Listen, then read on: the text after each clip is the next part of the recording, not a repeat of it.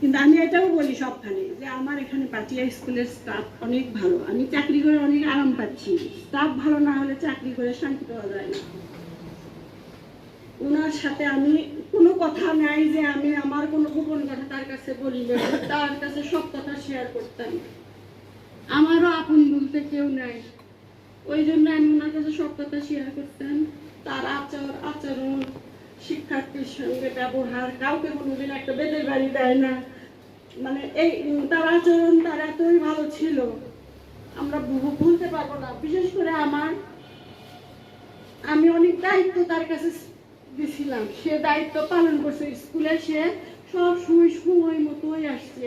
আমি আমি অনেক সময় চেষ্টা করছি তার আগে আসার, কিন্তু না এসে দেখছি সে স্কুলে আসছে। সমন্বয়বর্তিতা তার খুব ভালো ছিল। পড়ালেখায় বাচ্চাদেরকে শেখানোর যা সে আন্তরিকভাবে শেখাতো।